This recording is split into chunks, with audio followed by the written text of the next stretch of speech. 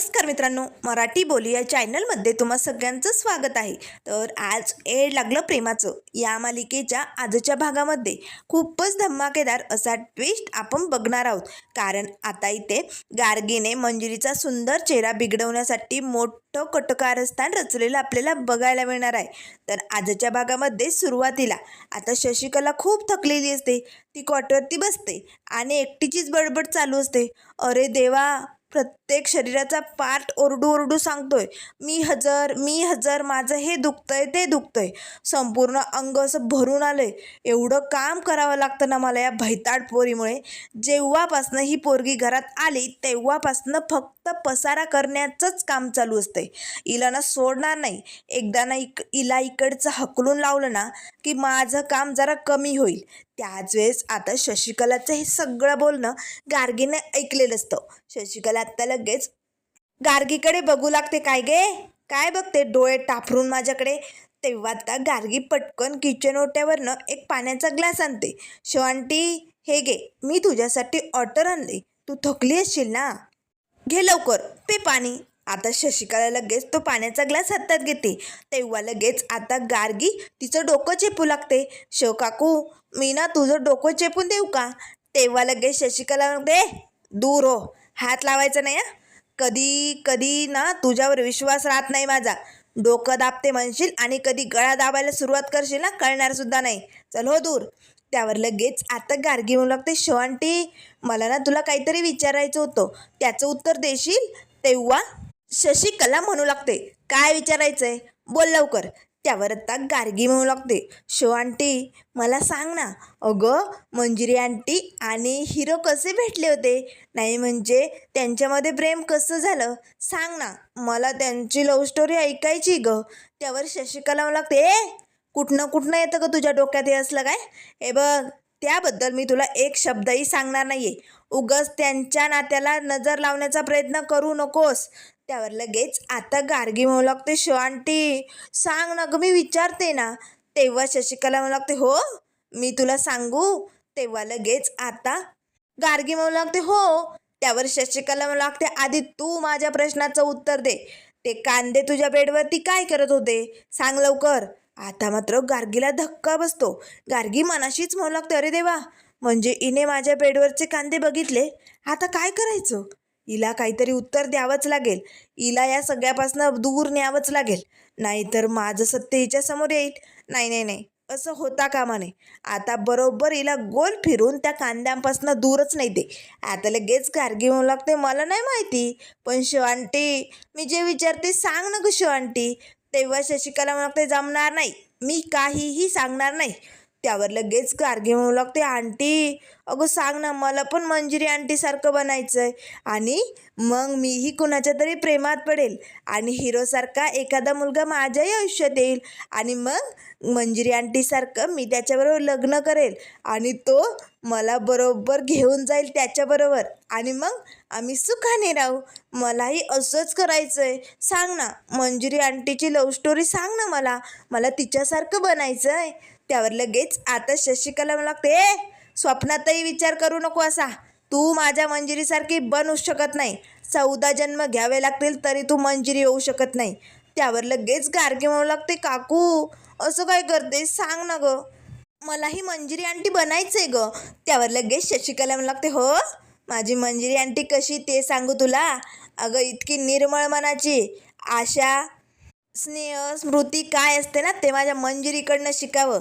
अगं, तिच्या मनात कुणासाठी काही क्लेश नसतो. दुसऱ्यांचा चांगुलपणा कसा निभावता येईल ना, एवढाच विचार चालू असतो. आणि माझ्या मंजिरीचा चेहरा, तो तर काय सुंदर आहे. जसा तिचा चेहरा सुंदर आहे ना, तसंच तिचं मनही सुंदर आहे. अगं, सगळेजण भाळले जातात तिच्याकडे बघताच. आणि याच चेहऱ्याचा सुंदरता आणि मनाच्या सुंदरतेला भाळलाय तो राया. आणि म्हणूनच तो रोज माझ्या मंजिरीच्या प्रेमात पडतोय आणि त्यांचं प्रेम वाढतच चाललंय. माझ्या मंजिरीचा चेहरा असा अगदी खुलून दिसतो. तिच्या चेहऱ्याकडे बघता सगळं टेन्शन असं दूर होतं. खरंच तिच्या चेहऱ्यावरचा आनंद बघून सगळा थकवा निघून जातो. आणि हाच चेहऱ्याचा सुंदरता, मनाची सुंदरता बघून तो राया तिच्या प्रेमात पडलाय, कळलं? आणि तुझ्या सारखी माझी मंजिरी कधीच होऊ शकत नाही. त्यामुळे माझी मंजिरी बनण्याचा विचार सोडून दे, कारण तिच्या नखाची सुद्धा सर लागणार नाही तुला. काय तर म्हणे मला मंजिरीसारखं बनायचंय. चल फुट. हे बघ, उगाच माझ्या मंजिरीच्या नादाला लागू नको. आणि काय गे, आजवर ना मी जगात फक्त पोरं गुडघ्याला बाशिंग बांधून लग्नासाठी तयार झालेले बघितले होते, पण इथे तर ही घोडी गुडघ्याला बाशिंग बांधून लग्नासाठी तयार आहे. अवघड आहे, असे म्हणत शशिकला तिकडनं निघून जाते. त्याच वेळेस गार्गी मनाशीच म्हणू लागते, मंजिरी मंजिरी, म्हणजे तुझा हा सुंदर चेहरा बिघडवण्याची वेळ आली. तर हा सुंदर चेहरा बघून हा राया प्रेमात पडलाय ना तुझ्या. पण मंजिरी, फक्त विशू माझा एवढं लक्षात ठेव. आणि मला जे हवं असतंय ना ते मी कधीही कुणाला देत नाही. आणि इथे तर प्रश्न माझ्या प्रेमाचा आहे. मला माझं प्रेम हवंय आणि ते मी कुणालाही देऊ शकत नाही. त्यामुळे मंजिरी, मला माफ कर, पण तुझा हा सुंदर चेहरा मी आता असा बिघडवणार ना की माझा विषू तुझ्याकडे डोकावून सुद्धा बघणार नाही. बघ, अशी हालत करते आता तुझ्या चेहऱ्याची. असं आता गार्गीने ठरवलेलं असतं. तर त्यानंतर इथे आता दुसऱ्या दिवसाची सकाळ झालेली असते. सकाळी सकाळी आता मंजिरीचं काम आवरण्याचं काम चालू असतं. तर आता दरवाजा टकटक वाजला जातो. आता लगेच मंजिरीच्या आधी गार्गी धावतच जाते. मी उघडणार आहे, माझा हिरो आला असेल ना, मी उघडणार दरवाजा. आता लगेच मंजिरी म्हणू लागते, गार्गी अगं काय करते. आता गार्गी दरवाजा उघडते तर आता समोरच एक व्यक्ती उभी असतात. तेव्हा गार्गी म्हणू लागते, तुम्ही काय करता इकडे, तुम्ही कशाला आलायत आमच्या घरी. माझा हिरो येणार होता ना, मी त्याची वाट बघते ना. तेव्हा मंजिरी म्हणू लागते, गार्गी अगं ते आपल्या घरी आलेत ना, असं नाही बोलायचं गं त्यांना. तेव्हा लगेच आता गार्गी रुसूनच बाहेर निघून जाते. त्याच वेळेस मंजिरी म्हणू लागते, काका अहो या ना, कोण आहात तुम्ही, या आतमध्ये. त्यावर ते काका आतमध्ये येतात. तेव्हा गार्गी म्हणू लागते, नाही म्हणजे काही काम होतं का, कुठनं आलात तुम्ही. त्यावर आता ते व्यक्ती म्हणू लागतात, फॉरेन्सिक डिपार्टमेंटमधून आलो आहे मी. माझं विशाल भोसलेकडे काम होतं, मला त्याच्याशी महत्त्वाचं बोलायचं होतं. आता मंजिरी पटकन त्यांना पाणी देते. त्यावर लगेच आता ते सर विचारू लागतात, नाही म्हणजे कुठे विशाल, मला भेटायचं आहे. मी त्याला खूप फोन लावले पण फोनही उचलत नाही तो. त्यावर लगेच मंजिरी म्हणू लागते, सर नाही म्हणजे कसं आहे ना, तो ना महत्त्वाच्या कामासाठीच या केससाठी इगतपुरीला गेला आहे. त्याला तिकडे काही पुरावे शोधायचे होते ना, म्हणून. आणि तो कामात असेल म्हणून कदाचित फोन उचलत नसेल. नाही तुमचं काही महत्त्वाचं काम असेल तर तुम्ही मला सांगू शकता, मी पोचवेन त्याच्यापर्यंत. त्यावर ते सर म्हणू लागतात, पण तुम्ही कोण त्यांच्या. त्यावर मंजिरी म्हणू लागते, मी बायको आहे त्यांची. त्यावर लगेच आता ते सर म्हणू लागतात, हो ना, मग काही हरकत नाही. हे बघा, हे जे रिपोर्ट आहेत ना ते मी स्वतः म्हणजे आमच्या टीमने तयार केलेत. हे बघा, प्रत्येक बॉडीवरती एका हातावरती हे असा टॅटो कोरला गेला होता. पण त्यावरती आम्ही खूप अभ्यास केला. तेव्हा आम्हाला कळलं की हा टॅटो कोरणारा माणूस आर्टिस्ट नाही आहे, तो अनप्रोफेशनल आहे. कारण त्याचा टॅटो असा थरथर हात कापल्यासारखा काढला गेला आहे. प्रत्येक फोटोत बघा तुम्ही, कारण टॅटो अगदी व्यवस्थित काढता आलेलाच नाही आहे. म्हणजे याचा अर्थ तो आर्टिस्ट नाही आहे. आता मात्र लगेच मंजिरी म्हणू लागते, अरे बापरे, ही बातमी तर खूप मोठी बातमी आहे. हा पुरावा रायाच्या हाती लागला तर लवकरात लवकर त्याला मदत होईल. त्यावर लगेच ते सर म्हणू लागतात, म्हणून तर मी इकडे घेऊन आलो आहे. आता तुम्ही इथे सही करा, म्हणजे पुरावे तुमच्याकडे पोचलेत याची नोंद आमच्याकडे राहील. आता मंजिरी त्या पेपरवरती सही करते. ते सर आत्ता ती फाईल मंजिरीच्या हातात देऊन तिकडनं निघालेले असतात. आता मंजिरी लगेच मोबाईल घेते आणि रायाला कॉल करते. पण राया काही कामात बिझी असल्यामुळे फोन उचलत नाही.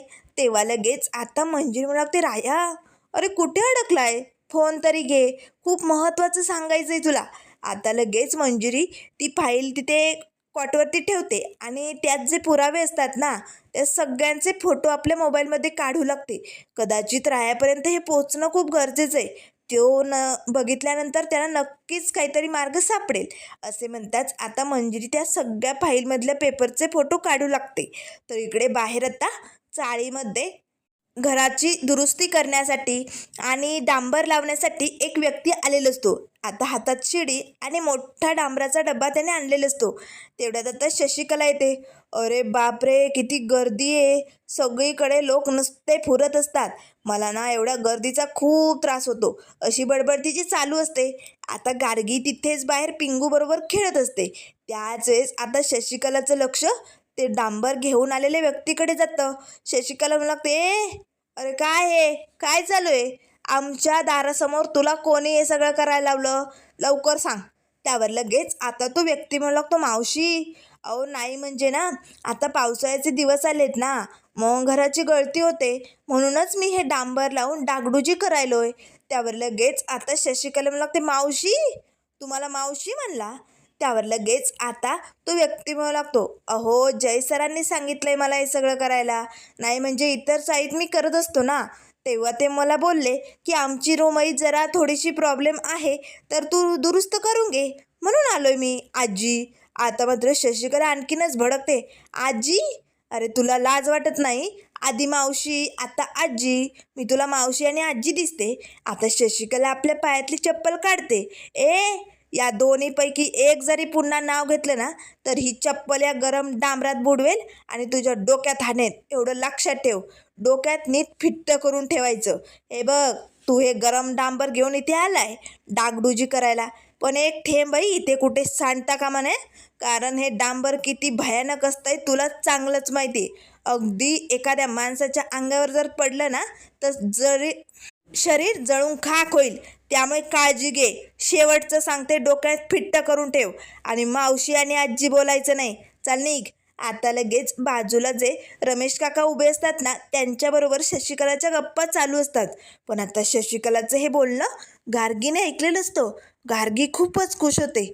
चला मंजिरी, आता तुझा चेहरा खराब करण्याची वेळ आली. आता हेच गरम उकळतं डांबर नाही तुझ्या चेहऱ्यावरती टाकून तुझा चेहरा जाळला ना, तर नावाची गार्गी नाही. आता बघ राया तुझ्या प्रेमात न तुटणार. रायाला हा तुझा बिघडवलेला चेहरा कधीच आवडणार नाही. तुझा हा सुंदर चेहरा मी स्वतः खराब करणार. आता इकडे आतमध्ये मंजिरीने ते फोटोज काढलेले असतात. आता मंजिरी लगेच रायाला पुन्हा कॉल करते. आता रायाचं काम चालू असतं. सगळ्या फायली तपासून झालेले असतात. राया आता मंजिरीचा फोन उचलतो. तेव्हा मंजिरी लागते, राया अरे काय चालू आहे तुझं? एवढा कामात कसा बिझी झालाय तू? अरे फोन घेता येत नाही आहे का? तेव्हा राया लागतो, मिस्पायर इकडे येऊन काहीच फायदा झाला नाही गं. माझ्यासमोर फक्त फायलींचा ढिगारा आहे, दुसरं काहीच हाती लागत नाही आहे. त्यावर मंजिरी लागते, राया अरे असा निराश होऊ नको. हे बघ तू तिकडे गेलाय की नाही, नक्कीच काहीतरी सापडेल, पण मन लावून शोधण्याचा प्रयत्न कर. असं हारून नाही चालत राया. आणि राया तुला माहिती आहे इकडे मोठा पुरावा हाती लागलाय माझ्या. तेव्हा राया लागतो, मिस्पायर काय झालंय? काय हाती लागलंय? त्यावर मंजिरी म्हणू लागते, अरे फॉरेन्सिक डिपार्टमेंटमधून ते सर आले होते, त्यांनी काही पुरावे दिलेत. अरे म्हणजे मृतदेहावरती जे टॅटो काढलेत ना, ते टॅटो काढणारा व्यक्ती आर्टिस्ट नाही आहे हे त्यांनीच सांगितलं आहे. 5 ते 6 फूट त्याची उंची आहे आणि तो अनप्रोफेशनल आहे, म्हणजे त्याला टॅटो व्यवस्थित काढता येत नाही आहे. त्यावर लगेच आता राय म्हणू लागतो, वाह मिस्पायर ही तर बातमी चांगलीच कामाची दिली की. याचा अर्थ आपण लवकरात लवकर त्या व्यक्तीला शोधू शकतो. त्यावर मंजिरी म्हणू लागते, राया मी ना त्या रिपोर्टचे ते फोटो सगळे मोबाईलमध्ये काढून घेतलेत, मी तुला सेंड करते, तू बघून घे. नाही म्हणजे नक्कीच एखादा मार्ग तुला सापडेल. आता लगेच मंजिरी आणि रायाचं हे सगळं बोलणं गार्गी दरवाजात उभी राहून ऐकत असते. त्याच वेळेस मंजिरी म्हणू लागते, थांब मी लगेच सेंड करते तुला. आता लगेच दरवाजात उभी असलेली गार्गी मनाशीच म्हणू लागते, मंजिरी अगं आता हे जे वायफाय भेटतंय ना आपल्या इथे, तेच मी आता नष्ट करून टाकणार आहे, म्हणजे तुझे हे पुरावे रायापर्यंत कधीच पोचू शकत नाही. असे म्हणताच आता वायफायची जी वायर असते ना, ती लगेच गार्गीने ओढून तोडलेली असते. त्याच वेळेस आता मंजिरी म्हणू लागते, राया मी फोटो सेंड केले, पोचतीलच तुझ्यापर्यंत, पण आता रेंज नसल्यामुळे रायाचा काही आवाज येत नाही. आता मंजिरी म्हणू लागते, राया अरे आवाज येत नाही आहे का? हॅलो हॅलो करत आता मंजिरी मोबाईलमध्ये बघू लागते. अरे बापरे, वायफाय कसं बंद झालं आहे? रेंजच नाही आहे. आता मंजिरी रूममधनं बाहेर येते. आता ती रेंज बघत असते. आता खूपच आता चाळीच्या जरा बाजूला येताच जरा रेंज आलेली असते. तेव्हा राया लागतो, मिस्पायर अगं काय झालं होतं? नेटवर्क नव्हतं का? काय झालं? त्यावर मंजिरी म्हणू लागते, राया अरे वायफायच चालत नाही आहे, मी बाहेर आले इकडे चाळीत. हे बघ आता मी फोटो सेंड करण्याचा प्रयत्न करते, पण तुझ्यापर्यंत पोचतायत की नाही लवकर ते मला माहिती नाही. पण राया काळजी करू नको, अरे सगळं काही ठीक होणार आहे. त्याच वेळेस आता लगेच गार्गी तो जो डांबराचा डब्बा तिथे सीडीला लटकवलेला असतो ना, त्या डब्याजवळ येते आणि एकटक मंजिरीकडे बघू लागते. आता हे उकळतं डांबर मंजिरीच्या चेहऱ्यावरती एकदा का पडलं की मंजिरीचा चेहरा नष्ट होणार आणि मला हवं तसंच होणार असं गार्गीने ठरवलेलं असतं. त्याच वेळेस मंजिरी आता रायाला म्हणत असते, राया तू टेन्शन घेऊ नको. अरे तुझं सगळं काही ठीक होणार आहे. अगदी मन लावून काम कर बरं. तेवढ्यात लगेच आता चाळीच्या बाहेर पांडुरंगाची पालखी चाललेली असते. आता मात्र टाळ मृदुंगाचा भजनाचा आवाज येऊ लागतो. आता हा आवाज मोबाईलमधनं रायालाही पोचलेला असतो. तेव्हा लगेच राया म्हणू लागतो, मिसफायर अगं टाळ मृदुंगाचा आवाज किती दिवसांनी कानी पडला ना. असं वाटतंय माझी मिसफायर नाशिकमध्ये नाही तर पंढरपुरातच आहे. त्यावर मंजिरी लागते, नाही रे राया मी नाशिकमध्येच आहे, पण बहुतेक पालखी आली वाटतं मंदिरात. त्यावर राया म्हणू लागतो, मिसफायर मग तू जाणार ना मंदिरात? हे बघ तू ना विठुरायाकडे प्रार्थना करशील ना माझ्यासाठी? त्यावर मंजिरी लागते, कोण मी काय करू तुझ्यासाठी प्रार्थना? अजिबात जमणार नाही. राया अरे काही काय बोलतोय? अरे तू माझा नवरा आहे. बायकोच्या प्रार्थनेत नवरा असतोच ना. मग असं कुठे असतं का? आणि काळजी करू नको, आपल्या पांडुरंगाने आजवर आपली साथ दिली की नाही. हे बघ आज जरी आपण पंढरपुरामध्ये नसलो तरी स्वतः पांडुरंग इकडे नाशिकमध्ये आलाय. ते म्हणतात ना सारे विश्वाची माझे जग, तसंच झालंय बघ. आता पांडुरंग नक्कीच तुला काहीतरी मार्ग दाखवेल. त्याच वेळेस आता राहायला लागतो, बरोबर मिसफायर जा आता तू मंदिरात. त्याच वेळेस गार्गी आता त्या शिडीजवळ येते. आता शशिकलाकडे आजूबाजूच्या व्यक्तींकडे बघते, कुणाचंही लक्ष नसतं.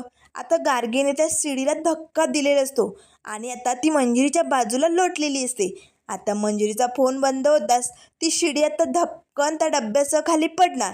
तेच मंजिरी आता तिकडनं पालखीकडे पांडुरंगाकडे निघालेली असते. आता गार्गी पटकन धक्का मारून दरवाजाच्या आड जाऊन लपते. त्याच वेळेस धपकन आता तो डांबराचा डब्बा, ती शिडी खाली पडलेली असते. आता जे डांबर खाली सांडलेलं असतं ना त्यातनं असा धूर निघत असतो. अरे बापरे, हे सगळं बघून सगळे लोक हादरतातच. आता कदाचित चुकूनही कुणाच्या अंगावर पडलं असतं तर मोठा अनर्थ घडला असता. आता शशिकला तर मोठ्याने ओरडते, अरे देवा हे काय झालं? त्याच वेळेस आता लपलेली गार्गी खुश होते. बरं झालं, मला हवं ते झालं असे म्हणताच डोकावून बघते तर मंजिरी तिथे नसते. आता गार्गीला खूपच राग येतो. एवढं चांगलं प्लॅनिंग बनवलं होतं पण ही मंजिरी ऐन वेळेस कशी गेली असा प्रश्न आता तिला पडलेला असतो. त्याच वेळेस आता शशिकला लागते, हे काय झालं सगळं? कुठे तो रंगरंगोटी करणारा, कुठे येतो? त्याला घेऊन या. आता तो बाहेर फोनवरती बोलत असतो. पटकन त्याला घेऊन येण्यात येतं. तेव्हा शशिकला लागते, त्या फोनचा जाळ करा नाहीतर त्या डांबरात बुडव. लवकरात लवकर सांग, मी तुला काय सांगितलं होतं? चाळीत एक थेंबही डांबर खाली पडता कामा नाही, नाहीतर तुझी वाट लावेल.